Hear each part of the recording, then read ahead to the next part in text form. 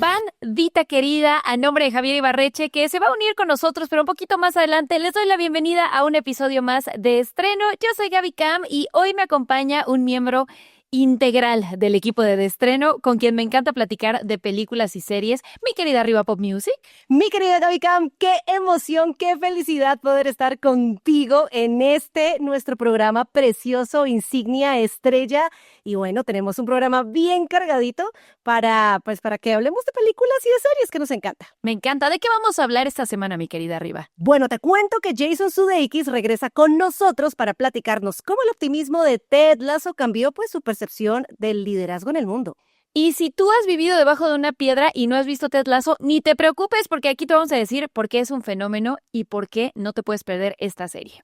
Pero espérate porque tenemos también que hablar de quién va a tener los mejores datos, porque vamos a jugar un Matamesta, que es una gran sección de nuestra de nuestra madrina de este programa, Marta de Baile, y pues lo vamos a hacer en su honor. Me encanta. Y ya se los veníamos adelantando completamente desvelado desde Corea. Javier Ibarreche se va a conectar para contarnos qué es lo que se está cocinando en Hulu y que va a impactar las pantallas, no este año, pero sí el que viene. Se vienen cositas verdaderamente. Y ahora, Gaby Cam, yo vi algo muy perturbador de lo que vamos a estar hablando en el programa, y es que ¿qué tan obsesionados estamos con bajar de peso y cuándo a lo mejor esto se vuelve terror? Y esta es una premisa que verás en Insaciable, que es una nueva cinta que redefine el horror corporal y psicológico. O sea, te lo voy a contar todo aquí en... De Estreno con Gaby Cam y Javier Ibarreche. Bueno, ahora que se estrenó Spider-Man Un Nuevo Día, parece que todo el mundo, incluyéndome, pero yo sí me doy cierto crédito, no es cierto, es experto en El Hombre Araña. Todos tienen miles de datos y es por eso que hoy, aquí en De Estreno, su servidora Gaby Cam con mi amiga Riva Pop, vamos a jugar una sección emblemática del programa de Marta de Baile, nuestra madrina, Mátame Esta. Es decir, vamos a ver quién tiene el dato más cañón relacionado con Spider-Man. ¿A poco no te ha pasado que te salen datos de Spider-Man hasta en la sopa? Bueno, pues ha llegado el momento de un Mátame Esta de Spider-Man Un Nuevo Día. Ay, amiga, yo sé que tú eres la experta, la super fan de Spider-Man, pero pues yo también traje mis daticos bien cañones porque tuvimos que conducir la alfombra roja. Sí, Obvio sí. que eso nos llevó a estudiar fuerte, duro, con toda. Así que pues vamos a ver quién de las dos hizo mejor la tarea. A ver, empieza. Órale, va. A ver, mátame esta. ¿Sabías tú que Spider-Man surge casi de la mera casualidad? ¿Cómo? A ver, es que el cómic Amazing Fantasy se iba a cancelar con el número 15 de agosto de 1962 y pues solo por eso fue que les permitieron a Stan Lee y a Jack Kirby meter ahí como por no dejar a Spider-Man. Qué loco, Riva. Pero ¿sabes qué? Mátame esta. A ver. ¿A que no te sabías? Bueno, tal vez sí te la sabías porque es medio popular, pero ahí te va. Tom Holland, sí, el mismísimo Peter Parker, es bailarín profesional y gimnasta desde que era muy, pero muy pequeño. De hecho, empezó en el teatro musical en Londres y su primer personaje grande fue Billy Elliot en el musical de esta historia. Y gracias a que entrena gimnasia y parkour, se quedó con el papel de Spider-Man y además hace prácticamente todas sus acrobacias en el set, así que casi no usa dobles de riesgo. Sí, ese core power que usted ve de Tom Holland haciendo las acrobacias de Spider-Man, sí es Tom Holland. ¿Podríamos decir que se podría convertir en el nuevo Tom Cruise que hace sus propias acrobacias y stunts? No sé si es tan arriesgado, no sé. Pero puede estar naciendo. Hay que cuidar al niño arriba. Sí, todavía es un niño, pero a ver, muy lindos tus datos, mi Gaby Cam, pero mátame esta. Porque el propio Tom Holland se enteró de que se había quedado con el papel de Spider-Man justamente a través de un anuncio en Instagram, incluso antes de que el estudio le marcara, le llamara por teléfono. Además, Tom Holland estaba tan obsesionado que antes de hacer el casting para Spider-Man, se grabó con su amigo, un amigazo así como tú y yo, el actor John Bernthal, que pues hace de Punisher en la película, y demostró sus habilidades como gimnasta mientras repetía en el piso, ¡Soy Spider-Man! Y pues John fue el que le dijo, no, pues es que si tú eres acróbata y gimnasta, pues muéstralo. Demuéstralo. Muéstralo. Lo curioso es que, esto sí lo sabía, mi querida Rivafuego. Lo curioso es que Tom también grabó el casting de John Bernthal. O sea, el casting para Punisher, estaban los dos juntos en una película que se llamaba Pilgrimage. Y los dos se grabaron mutuamente y por eso son grandes amigos y se nota en la pantalla. Pero ahí te va otro datazo. A ver. Otro datazo de Spider-Man, que este sí, ni yo me acordaba de él, pero no importa, se los voy a contar. Y es que tú sabías que Spider-Man, más allá de Mary Jane y MJ, tiene un amante. ¿Qué? Y de hecho, ahí te va, este personaje sí apareció en una de las películas de Andrew Garfield, pero no le dieron continuación. Se llama Black Cat y no solamente ha sido aliada y enemiga, sino que era la amante de Spider-Man en las azoteas de Nueva York. Así es, siempre estuve enamorado de Spider-Man, pero a diferencia de MJ o de Mary Jane, que son dos personajes diferentes por si tenían la duda, esta mujer le tenía un poco como de aburrimiento a Peter Parker. Entonces, Ay, pues eso no. no, solo le gustaba Spider-Man. Y Felicity Jones interpretó a este personaje en una de las películas de Andrew Garfield, pero tiene una escena chiquitita que nunca logramos ver completa. Qué triste, de verdad, que nos quedamos con las ganas, pero hablando de amor, muy romántico el tema y todo, pero a ver, mátame esta. A ver, Porque la mismísima tía May tuvo un romance. Tuvo un romanzazo y ¿cómo? casi- Además de Happy. Mira. Que todos querían con la tía May, por supuesto.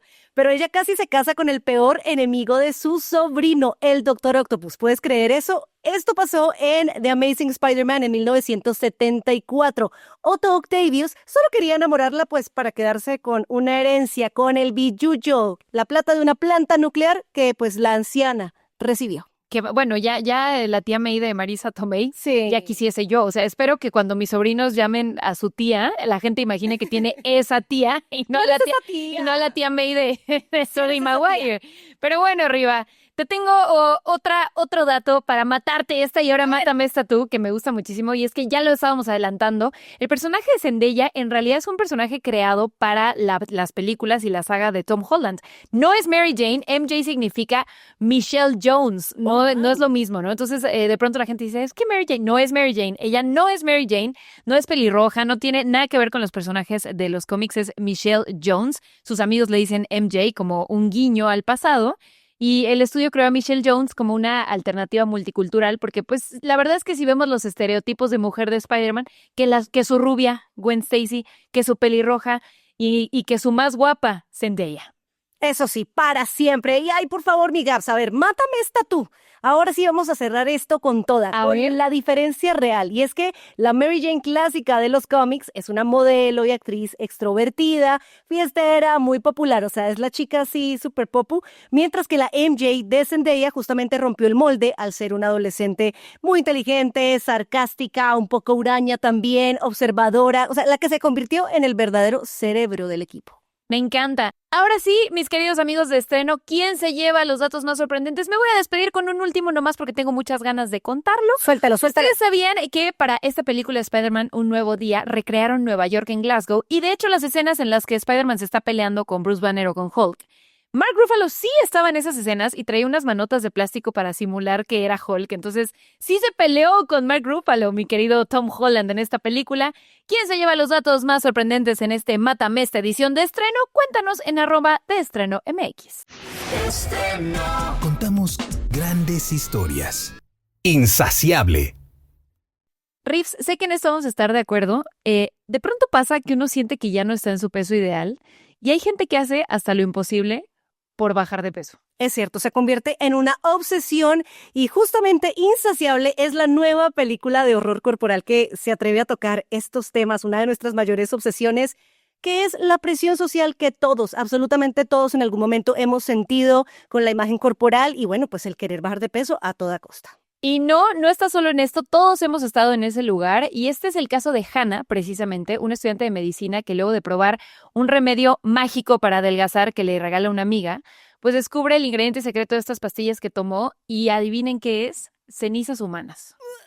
Guácala, pero sí, así como lo escuchas, cenizas humanas. Y es que la historia de Insaciable se va volviendo cada vez más oscura cuando Hannah decide hacer ella misma sus propias pastillas usando los huesos del cadáver con el que practica en la universidad, porque sí, es estudiante de medicina. De ahí, obvio que empieza a bajar de peso, pero empieza a suceder también algo extraño y es que tiene atracones de comida cada vez más salvajes y bueno, descubre que algo paranormal y bien extraño la empieza a perseguir. No sé qué pienso de todo lo que me estás contando, pero bueno, Riva, sé que platicaste con Midori Francis, que es quien interpreta precisamente a Hannah, sobre si cree necesario que veamos el extremo al que llega la historia como moraleja para confrontar a los monstruos que la sociedad ha creado en nuestras mentes. En cierta manera es catártico para nosotros ver la parte más extrema de la historia, porque podemos verlo y decir, oh por Dios, esto es ridículo, yo no haría esto o esto, nunca sucedería. Pero estoy segura que para todos hay partes de Hannah con las que nos podemos identificar, ¿sabes? Para cualquiera que haya lidiado con temas de autoimagen, desórdenes alimenticios, para aquellos que hemos tomado decisiones continuamente, a pesar de saber que esas decisiones nos hacen daño y a los que nos rodean. Podemos ver esta película y aprender, podemos juzgar, podemos estar asqueados, asustados y luego dejarla de lado sabiendo que no fuimos nosotros. En Insaciable, tanto Midori Francis como la directora retratan este doble discurso donde por un lado nos dicen, quiérete como eres, está bien ser quien eres, pero por el otro los estándares de belleza son literalmente imposibles. Absolutamente, y es que más allá del impacto de lo que vemos en Insaciable, que son unas escenas de atracones de comida realmente asquerosas, o sea, es muy morboso y uno se siente hasta mal de ver esas escenas, pues también hay detrás, hay una metáfora, Gaby, un mito de la cultura japonesa que justamente la directora le contó a Midori y que fue clave para sus actuaciones. Justamente de esto me habló Midori Francis. Ella me explicó el concepto del fantasma hambriento. Luego yo empecé a investigar un poco más y eso fue un gran catalizador para mí, para la cinta, de esta idea, de este monstruo insaciable que habita dentro de nosotros, al que le falta algo y le falta algo, y nada de lo que le des lo llena ni lo seda. Yo tengo que decir que Insaciable era una película de la que a lo mejor no esperaba mucho. Me encanta el terror, es mi género favorito, pero como que yo decía, ¿cómo van a volver terrorífico el tema del cuerpo, de bajar de peso? Pero la película parte de la premisa justamente de qué estás dispuesto a hacer para lograr el peso que quieres y que eso te lleve a sentirte mejor contigo misma, que te lleve a ser más feliz. Y a medida que avanza la historia, vemos un poquito el entorno familiar y cultural de Midori, bueno, de Hannah, que es el personaje que hace Midori Francis, y te vas dando cuenta que siempre hemos tenido una presión social sin importar de qué parte del mundo seamos. Y esto es algo que pasa sobre todo en las mujeres. Entonces, cuando vemos que puede existir un remedio milagroso que nos va a ayudar a hacernos sentir mejor con nosotros mismos, lo tomamos sin consecuencias. Y la verdadera historia de terror está en pensar en que muchas veces esas pastillas o esa dieta milagrosa sí vienen con enfermedades que luego tu hígado va a quedar destrozado o que ya no vas a poder nunca de pronto ser la persona que fuiste antes de pronto de ese tratamiento que jurabas que iba a ser milagroso. La película obviamente lo lleva al extremo totalmente y me encantó porque sí sentí terror físico, o sea, como que quedé pensativa porque muchas veces nunca sabemos con qué está lidiando otra persona cuando lanzamos comentarios del físico, de lo que está pasando a lo mejor y más si es una persona pública, pero esta película te deja en claro que nadie está exento a esto, nunca nadie. Totalmente. Y hay un tema importante que creo que hay que rescatar de Insaciable y es que no es algo ajeno hoy en día, ¿no? O sea, hoy abres los medios y lo que te encuentras son un montón de noticias de gente hablando que si Ariana Grande está muy delgada, que si esta persona, que si Ozempic, ¿no? Que todos estos métodos que parecen milagrosos, que a pesar de que son estudiados por la medicina, tienen consecuencias irreversibles. Y creo que más bien lo que tendríamos que cuestionarnos es por qué el estándar de belleza para todo el mundo, no solamente para nosotras las mujeres y no solamente para nosotros en México, ¿por qué el estándar de belleza en todo el mundo es cierto peso? ¿No? O sea, ¿por qué una modelo, si tiene más curvas, se llama plus size y una modelo que llamaríamos normal, solo se llama modelo? Y te das cuenta que a lo mejor la modelo a la que le dices plus size es una modelo que tiene una talla normal como la de cualquier mujer. Entonces, exactamente. Está muy distorsionada la más realidad. Saludable, ¿no? Porque siempre está este discurso de, no, es por salud. La salud no necesariamente está asociada con el peso. Hay gente que tiene complexión más grande, más pequeña, ¿no? O sea, creo yo que este tipo de películas como Insaciable, como La ballena, nos ponen de frente que somos gordofóbicos y que somos gordofóbicos por haber aprendido de un estándar de belleza que no debería de existir y que es imposible de alcanzar, seas quien seas. Absolutamente. Algo que me encantó de Insaciable es que tú ves, digamos, tú estás como haciendo scrolling con la protagonista, con el personaje de Hannah, y estás viendo justamente lo que ella ve en sus redes sociales, en su TikTok, en su Instagram, y ves entonces por un lado a las personas que dicen, ámate como quieres, es que debemos aprender a amar nuestro Pero se ven cuerpo. perfectas, No, tienen, y ¿no? por el otro lado entonces es que esta es la nueva dieta de solo agua y déjate matar de hambre por 7 días, o sea, entonces ves a la protagonista pasando por este dilema que yo decía, esto es lo que le pasa a todo el mundo, A sin cualquier importar la edad persona. que tengas, y más a las personas que recién toman un celular, que están creciendo, a las niñas y a los niños que a lo mejor no saben cómo lidiar con este tipo de acoso también, porque yo siento que es un acoso muy, muy, muy dirigido también a través de nuestras pantallas. O sea, ya el Totalmente. algoritmo te lee y sabe. Y yo siento que Insaciable además les va a sorprender el final, porque sí tiene una parte que, híjole, yo no me la esperaba, pero que son más terroríficos. Yo solo voy a decir que a lo mejor va a haber segunda parte. Y por supuesto que de estreno no podría ser de estreno si no tuviéramos a Javier Ibarreche, la otra parte de Javi Camp, pero es que Rivavi también es una entidad, entonces hay muchas entidades en de estreno. Javier Ibarreche está en Corea viviendo una experiencia que sé que no puede platicarnos tan a detalle porque digamos que es una producción de Hulu que vamos a ver en un ratillo todavía, pero nos va a platicar qué anda haciendo por allá por Corea. Lamento informar que la novela del domingo tendrá que esperar. Ando un poquito lejos. Es muy posible que nunca en mi vida me haya visto yo tan descaradamente turista como me veo en este momento, pero la banda de Disney me trajo a Corea a cotorrear con 3 producciones locales, a hacer cosillas divertidas en torno a 3 series que se están grabando acá. La primera de ellas, a la que vengo el día de hoy, es The Koreans. Es una adaptación coreana de la serie The Americans, que era esta serie sobre una pareja de espías soviéticos viviendo en Estados Unidos en la época de la Guerra Fría, aparentando ser una familia completamente normal. Bueno, mismo concepto, pero con las 2 Coreas. En los 90, en una época de particular tensión entre los 2 países, y es de una pareja que está viviendo en Corea del Sur, pretendiendo ser una familia normal, pero en realidad son espías y hay drama a partir de ahí. Vamos a visitar el set que está justo acá atrás, hay un par de foros que están usando para grabar esta serie. Voy a conocer el detrás de cámaras, voy a ver cómo graban una escena que se me dijo por ahí que quizá va a haber un stunt. Nos van a enseñar props, vamos a poder ver el detrás de cámaras, interactuar con el espacio. Somos un grupo grande, no sé qué tanto le dé tiempo a cada quien de hacer qué cosa, y pues evidentemente no puedo mostrar todavía nada del interior del set porque pues es confidencial, porque pues la siguen grabando, porque pues eso nos trajeron, pero una vez que la serie sea liberada ya les informaré más y les mostraré más de lo que grabé. Por lo pronto, yo soy un disfraz de turista, o sea, estéticamente nunca había sido tan no local, pero vamos a ver qué pedo. Gracias, Javier. Qué increíble saber que estás por allá pasando la chicles bomba y que pues se vienen cositas con Hulu. Nos va a Tráenos tocar algo, esperar. ¿no? Tráenos algo. Sí, nos va a tocar esperar, pero acá esperamos pacientemente. Se ha hablado muchas veces en este programa, las salas de cine ya, o sea, uno ya no se asusta tan fácil, ya no se asusta con fantasmas, con vampiros, con jumpscares, ¿no? Que te salga de pronto y tú te asustas.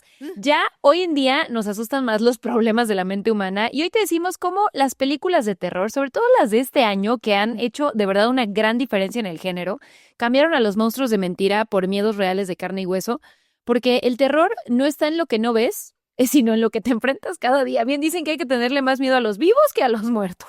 Guiones en torno a los traumas familiares. El miedo actual ya no pasa que en la casa embrujada, ni que en el cementerio, no, sino por las peleas y problemas que suceden ya dentro de una familia o dentro de ti mismo.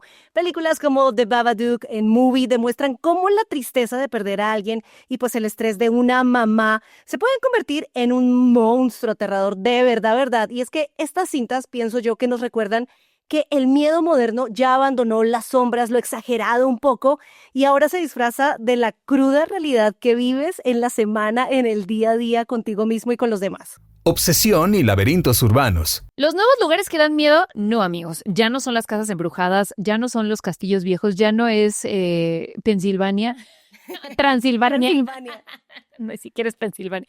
Transilvania. Ya son los lugares normales donde estamos atrapados todos los días y para muestra el éxito mundial que tuvo Backrooms del director de 20 años, Kane Parsons. Ya la puedes ver en Prime Video y en algunos cines. Y esta es una prueba de que el verdadero pánico es perderse en pasillos infinitos de oficinas vacías, pero sobre todo es enfrentarte a ti mismo y a la soledad. Es estar completamente solo lo que realmente da miedo. Y no está en lo desconocido, está en las personas de carne y hueso que te topas en el trabajo. Y repito, a veces el verdadero miedo está contigo mismo, porque no hay nada más horrible que verte a ti mismo con todos tus defectos y virtudes, Uy, eso sí que es una película de terror. De las brujas al abandono infantil. Las historias antiguas además cambiaron para mostrar el peor miedo de cualquier papá y mamá en el universo, pues que les pase algo malo a sus hijos, a las criaturas. Sí. Y es que lo hemos visto en películas como La Bruja o La Noche de la Desaparición, que ambas las encuentras en Prime Video, que pues este tema de la bruja ya no es esta hechicera, esta vieja con verruga y sombrero, no, sino es el peligro de quedarte aislado, de la soledad también, de quedarte solo, íngrimo y encontrarte con terrores más profundos. Entonces, el cine pues nos va enseñando que el terror ya no está en lo que no ves, sino en lo que enfrentas día a día. Los nuevos directores australianos. Los nuevos directores de cine en Australia dejaron atrás los sustos fáciles de los que hablábamos ya al principio, con historias que más bien incomodan y se sienten muy reales. Podemos hablar de la cinta Háblame, que puedes ver en HBO Max. Esta demuestra cómo los jóvenes sufren por culpa de las adicciones y las redes sociales. Y quedó muy claro que el miedo más profundo, una vez más, no viene de lo paranormal, no viene de lo que no podemos ver, sino de las obsesiones humanas que venimos arrastrando todos los días. La continuidad de obsesiones humanas. Y es que sí, películas de suspenso como Obsesión, que está en cines y que se volvió una locura, pues nos han estado advirtiendo que sí existen las amistades tóxicas, las relaciones tóxicas, y pues también que eso, junto al acoso, pues son trampas muy peligrosas que están a la orden del día en la vida real, sin importar que sea de noche o de día. Y es que el cine actual se queda en nuestra mente porque descubrió que no hay nada más aterrador que las malas acciones de otra persona, o que tus propias malas acciones, ¿no? Al final, el verdadero horror no se oculta en la oscuridad, en las sombras, sino tal vez en la rutina, en lo que ves. En ti mismo. En ti mismo. Mira, la verdad es que aquí se sabe en este programa, y lo hemos dicho muchas veces, Riva es fan del terror. Yo no era fan del terror, no porque me dieran miedo las películas, sino porque no había realmente encontrado historias que me atraparan, ¿sabes? Sí. Muchas de ellas me parecían inverosímiles en su propio contexto, o sea, de decir, o sea, yo sé que ahí podría pasar en esta casa, en este contexto, pero no les creo. Y yo he agradecido y valorado infinitamente que este año hemos tenido muchas historias que rompen un poquito la convención de lo que es el terror, ¿no? Que incluso es difícil llamarle película de terror a una cinta como Obsesión, aunque sí lo es, porque juegan con temas un poquito más mundanos. Y yo agradezco, de verdad agradezco la llegada de gente como Kane Parsons, que entiende a la perfección el público de YouTube, que supo cómo contar una historia corta todo el tiempo que estuvo siendo youtuber y que de pronto pudo llevar esa historia a Backrooms y a darte algo que no habías visto antes, ¿no? Porque este tema, estas convenciones del terror, de el monstruo, el fantasma, el payaso, el muñeco diabólico, ¿no? Todo eso no es que no funcione, ¿no? También, obviamente, tuvimos Welcome to Derry, que es una maravilla de serie. Sí. Pero sí creo que ya hay un punto en el que cada día somos más difíciles de asustar, ¿no? O sea, tú piensas en ciertas cosas que te traumaron de niño. Ejemplo número 1, Señales, la película de Señales, donde no veías al extraterrestre y eso te traumaba más que verlo. Era M. Night Shyamalan, ¿no? Era M. Night Shyamalan. Claro que sí. Efectivamente. Absolutamente. Ese juego como con la percepción real, ¿sabes? El que no estabas viendo a qué te estabas enfrentando, muchas veces ha sido el secreto para buenas historias, ¿no? Y que eso se traslade a historias que te cuentan algo que te podría pasar, como todos hemos tenido una pareja tóxica, Obsesión, ¿no? O Together, también, que salió el año pasado, película que hablaba de cómo dos personas, o sea, gracias a un Se hechizo, mimetizan literalmente. o sea, literal, To Become One, que hace parte de la banda sonora de Spice Girls, ahí se hizo canon. Es una película tremenda que hizo Michael Shanks y que de verdad nos demuestra, como tú lo dices, que el terror ha ido variando, ha ido cambiando. También películas como Weapons, que también, digamos que tocaba el tema de la desaparición, sí tiene el tema también paranormal, que dio mucho gusto ver a la tía Gladys y qué gusto saber que ella va a tener también su propia película. Uh-huh. Pero como que una cosa puede coexistir con la otra y no hay nada más fuerte que los miedos internos. Entonces a mí me gusta como la transformación que está teniendo el terror, porque siento que se hace más asequible para todos, porque en algún momento los que éramos y los que siempre hemos sido fanáticos del terror aceptábamos que no siempre las películas eran buenas, ¿sabes? Como que era difícil encontrar una película Exacto. buena de terror. Exacto, siempre decíamos como, bueno, sí sabemos que es mala, pero somos fans del terror. Y todo O sea, el mundo me te pasaba. pregunta siempre, ¿y si da miedo? Sí, ¿no? Y ya Pues tú ya no puedes pues decir. no, o sea, a mí, por ejemplo, La Monja no me da miedo, la verdad. Es que yo siento que empezamos a darnos cuenta como sociedad ahorita que ya no nos mueve la aguja al mismo tiempo que antes. Y eso está increíble también, ver cómo estamos evolucionando y Y ya hay un panorama ilimitado de a dónde va a llegar el terror en esta nueva etapa en la que de verdad estamos hablando sin tapujos y sin pelos en la lengua de lo que realmente puede llegar a ser aterrador. Entonces, pues muy bien por todos los creadores de terror que además en su gran mayoría son jóvenes, también Sí. como los de Talk to Me. Totalmente, sí. O sea, están buscando su propio camino y creando su propio camino. Y creo que nosotros debemos estar agradecidos como audiencia de tener nuevos contadores de historias porque nos hacen falta. Esa es la realidad. Son pocos los que realmente cuentan historias que tú dices, wow, esto nunca lo había visto. Así que gracias a todos ustedes. Aplausos, besos. Ah, no es cierto. Pero seguimos aquí en De Estreno. Ted Lasso, 4ª temporada. Algunas historias del streaming son calditos de pollo para el alma, ¿no? Y Ted Lasso es una de esas historias. La 4ª temporada llega a Apple TV para seguir demostrando que más de una serie sobre fútbol es una serie sobre amistad, salud mental y la importancia de rodearte de las personas correctas.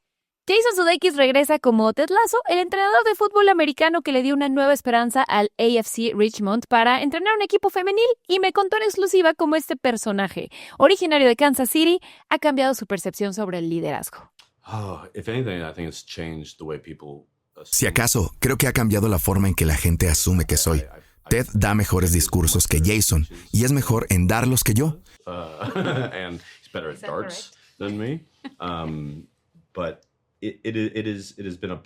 Pero ha sido una bendición 999 de cada 1000 veces encarnar a este personaje, interpretarlo y que sea tan ampliamente aceptado.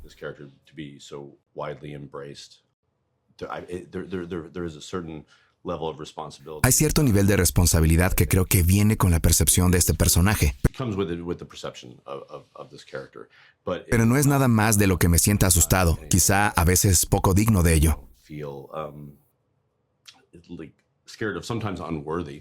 Ted Lasso volverá a estar rodeado de los que yo considero los mejores personajes femeninos del streaming y nadie me va a hacer cambiar de opinión. Rebecca, a quien da vida Hannah Waddingham, y Keely, interpretada por Juno Temple. Ambas me contaron qué les han enseñado estos personajes sobre ser mujeres fuertes, algo que tú y yo sabemos muy bien, en un medio dominado por hombres. Creo que personalmente me hizo sentir que está bien tener voz y no apartarse de ella. Creo que poder ser parte de la historia que está explorando y promoviendo amistades femeninas genuinas y el amor de tus mejores amigas es algo que no solo encuentro que es un absoluto privilegio y un honor continuo, sino algo que creo que es una de las cosas más importantes que podré explorar en mi carrera y poder hacerlo con Hannah es increíble. Bueno, ¿qué podemos decir de Ted Lasso? Yo tengo que decir personalmente que yo me resistí hasta que Gaby Cam me insistió 1, 2, 3, o sea, hasta la 3ª temporada yo me subí a este tren y de verdad que no me arrepiento. Además, tuve la oportunidad de verla con mi mamá en una temporada que estuvo aquí en México y nos encantó porque es de esas series que de verdad sí son un caldito de pollo para el alma. Los personajes, las historias detrás de los personajes, yo siento que son muy transparentes, entonces me encantó verte en el evento porque yo ahí chismoseando y echando el ojito, me di cuenta que sí se la llevan tan bien como se ve en la serie, ¿no? Totalmente. Y para todos ustedes, si ustedes no han visto Ted Lasso, es mi momento para decirles, no es una serie sobre fútbol. O sea, No. es una serie que toma el fútbol como pretexto y presenta a un personaje al que les vamos a contar más adelante porque la historia de cómo surgió Ted Lasso es espectacular y maravillosa. Se los vamos a decir a continuación. Pero al final es una historia sobre la importancia que tiene el trabajo en equipo, el optimismo, por encima a veces del éxito, ¿sabes? Sí. A veces es mucho mejor irte a casa con una derrota sabiendo que hiciste lo que tenías que hacer, llevando, literal, lo importante son los amigos que hacemos en el camino. Eso sí es cierto, Eso sí es cierto. A veces se nos olvida esa parte y yo creo que Ted Lasso, de la mano de un actor increíblemente carismático como es Jason Sudeikis, logró retratar todo esto en una serie sobre fútbol, donde además te encuentras a los estereotipos de ciertos jugadores. Por ejemplo, ustedes tal vez no lo saben, pero Dani Rojas, que es el personaje de Cristo Fernández, está inspirado en el Chicharito, de hecho es el número 14 del Richmond.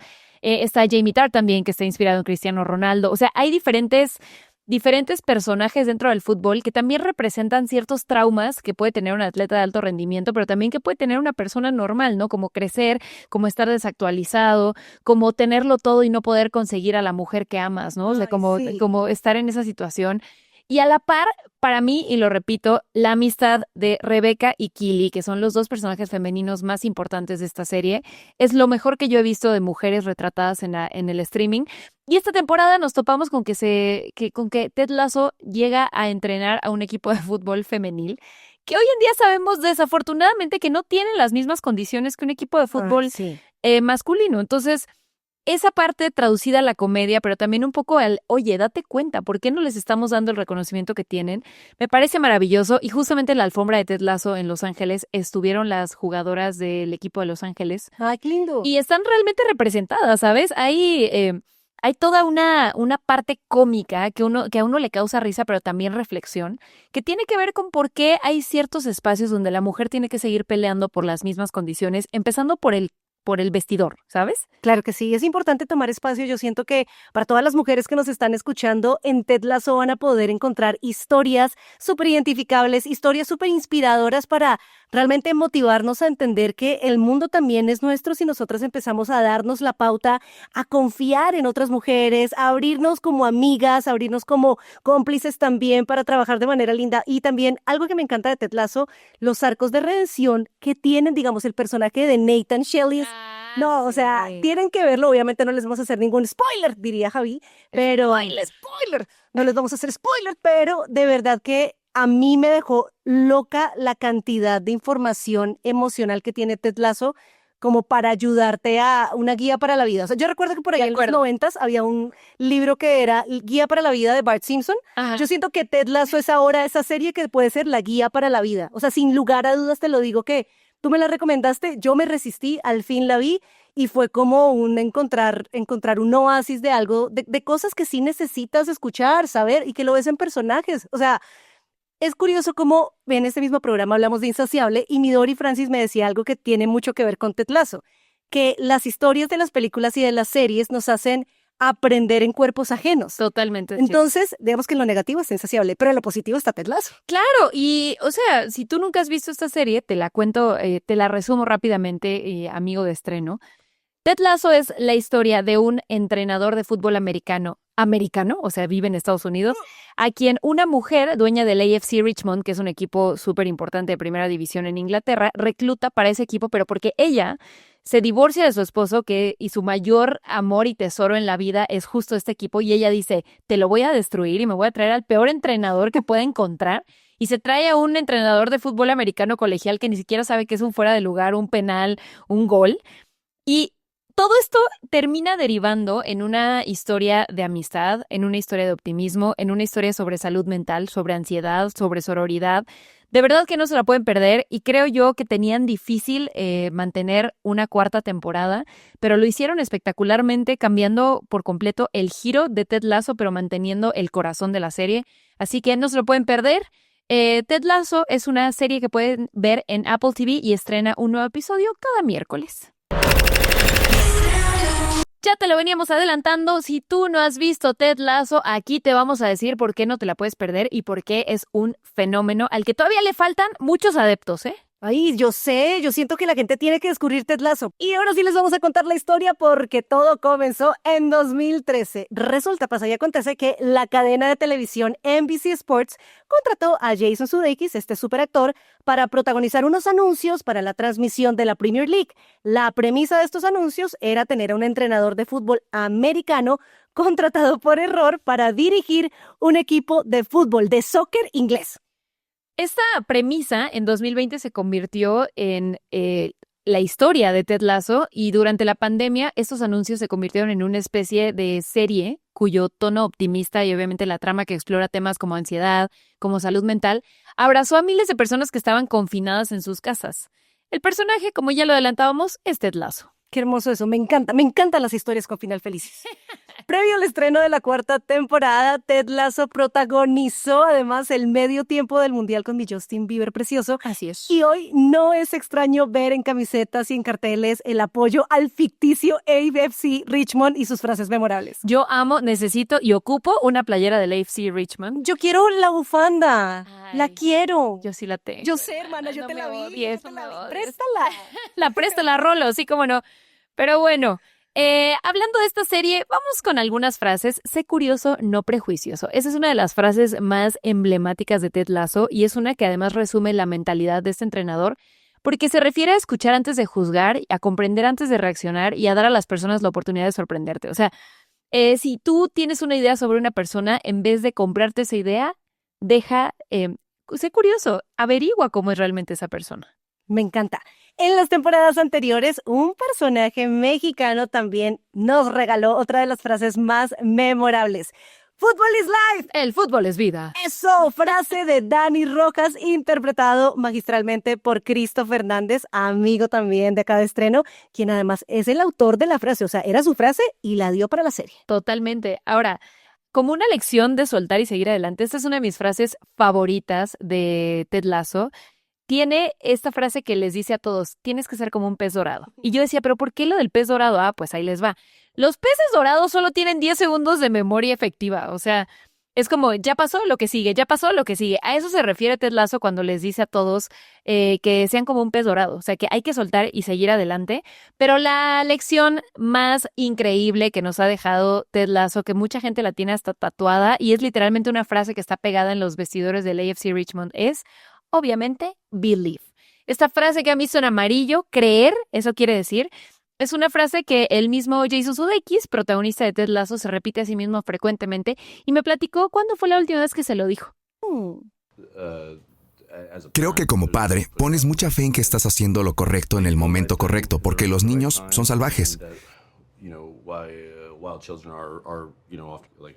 Me gusta pensar que los míos parece que lo tienen todo resuelto y sin embargo, tengo que creer que no tengo que decirles que digan por favor y gracias todo el tiempo. Solo tengo que decir por favor y gracias todo el tiempo y ellos con suerte emularán ese comportamiento.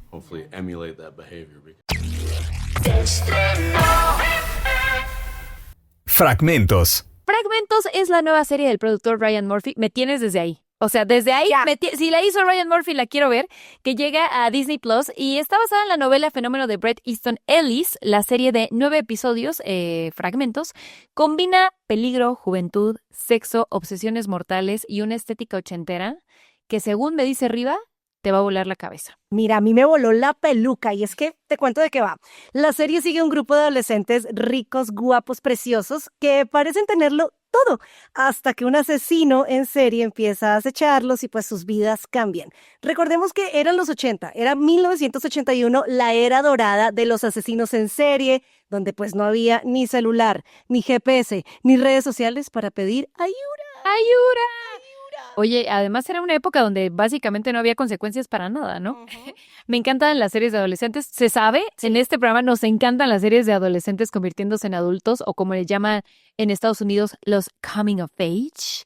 Y además el elemento de horror que tiene esta serie, la verdad es que lo que me has platicado definitivamente me parece que tiene una dosis perfecta para que yo me vuelva obsesiva con esta serie. No, es que tú y yo juntas, definitivamente.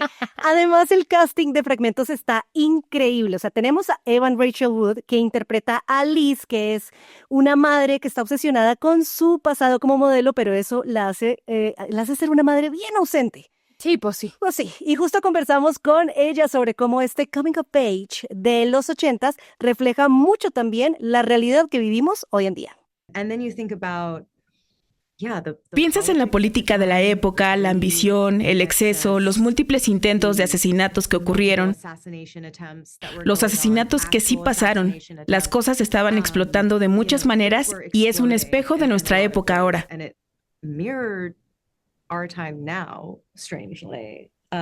Curiosamente, cuando las comparas a las dos, que por eso se sigue sintiendo relevante, y es la razón por la que la gente podrá identificarse con la serie, aunque no hayan crecido en los 80. Los temas siguen vivos y relevantes.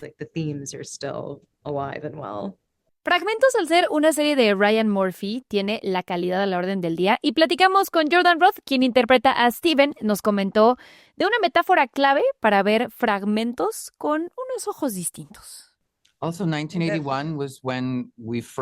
En 1981 fue cuando públicamente tuvimos conocimiento del SIDA y Ryan Murphy ha hablado sobre cómo el asesino en serie de Fragmentos es tanto el asesino en serie de la trama como también una metáfora de esta enfermedad que estaba llevándose a la gente joven en el mejor momento de sus hermosas vidas. Así que es una amenaza real de la historia de los 80 que hace presagio de la oscuridad que vemos en la serie. Ay, es que definitivamente va a haber mucho más de lo que se asoma a simple vista en Fragmentos. Y por supuesto que no podemos hablar de una serie de coming of age, de niños ricos volviéndose adultos de los 80 con el sello Ryan Murphy, sin hablar de la música, Gaby. Me encanta porque además Troye Sivan fue quien curó la banda sonora. Yo amo a ese hombre. Es que es increíble. Lo amo, lo amé solo, no lo amé en la serie de The Weeknd.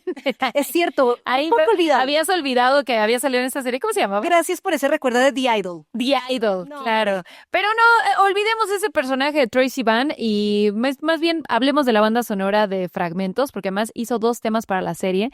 Tiene una selección musical brillante y obviamente pues tiene, como se esperaría de Troye, New Wave, Synth Pop, de lo mejor de los 80. No, es una locura. Éramos unas niñas, la verdad yo no me acuerdo. No, hombre, yo no había nacido, por No, favor. pues, yo nací como en el 2000. Me estaban creando ahí, o sea, pensamiento en pensamiento. Pero sí, miren, si ustedes Manifestando. quieren, o sea, manifestando literal, Misterio al límite, que giros de tuerca, que una estética y casting impecables, porque además vamos a ver a Kaya Gerber, la hija de Cindy Crawford, haciendo Grande ya actriz Kaya Gerber, ¿eh? gran Está. actriz, o sea, me impactó durísimo y también, bueno, el soundtrack está para enmarcar. Créeme que te vas a obsesionar, Gaby Cam, créeme tú, Sí te querido oyente de estreno, que te vas a obsesionar. Fragmentos ya está justamente en Disney Plus de estreno.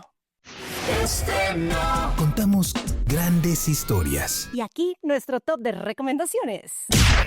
Número 2. Nunca me voy a cansar de recomendar Ted Lasso, 4ª temporada que llega ya a Apple TV.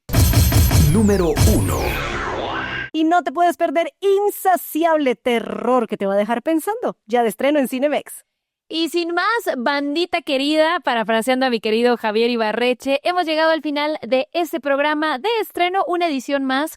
Y ya sabes que si te perdiste cualquier programa lo puedes encontrar en la versión podcast en todas las plataformas. Ahí encuentras De Estreno y nos puedes seguir en redes en @deestrenomx. A mí me encuentras como @GabyCam40.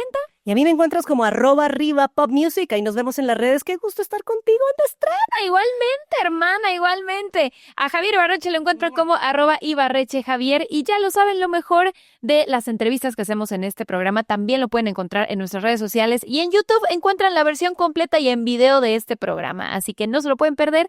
Nosotros nos vamos, pero regresamos la próxima semana en un episodio más de Estreno con Gaby Cam y Javier Ibarreche. Derechos reservados. Radiopolis Podcast 2026.